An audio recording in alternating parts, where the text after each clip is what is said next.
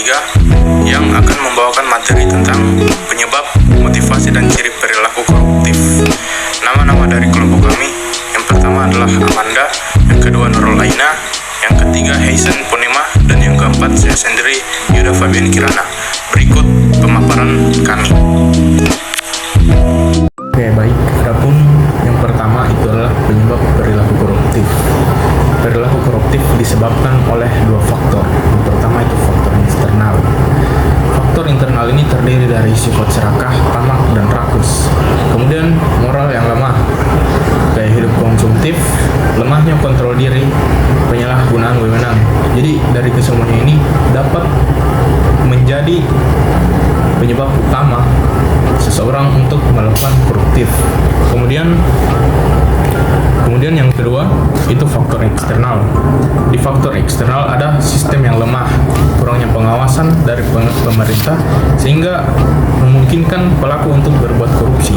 Kemudian ada budaya permisif, budaya masyarakat yang mentoleransi perbuatan korupsi.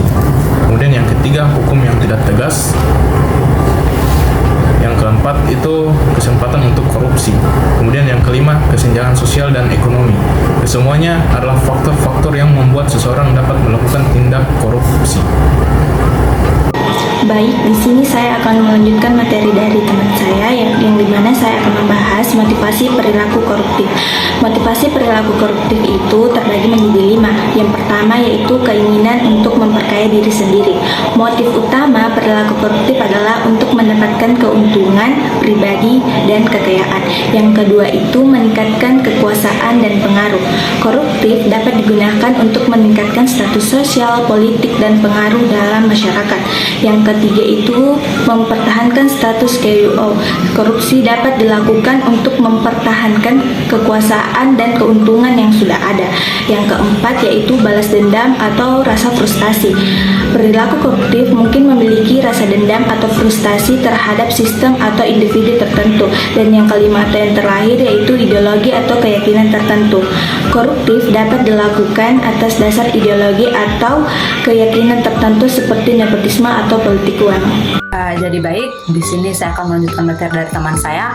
Adapun ciri-ciri perilaku dari koruptif itu sendiri, yaitu yang pertama penyalahgunaan wewenang, di mana memakai kekuasaan dan jabatan untuk keuntungan pribadi, dan kedua suap dan gratifikasi, yaitu memberi atau menerima suap dan gratifikasi untuk mempengaruhi keputusan. Ketiga penipuan dan kecurangan, di mana di sini pasti banyak orang melakukan penipuan dan manipulasi untuk mendapatkan keuntungan. Dan yang keempat konflik kepentingan, yaitu memiliki kepentingan pribadi dalam suatu keputusan atau proyek. Kelima nepotisme. Nepotisme itu memberikan keuntungan kepada keluarga atau teman tanpa melalui proses yang benar. Keenam, penyelenggaraan dana, di mana di sini mengambil uang atau aset secara tidak sah. Ketujuh, pencucian uang, menyembunyikan sumber uang dan yang diperoleh secara ilegal. Yang kedelapan, manipulasi tender, melakukan manipulasi dalam proses tender untuk yang ketujuh, pencucian uang.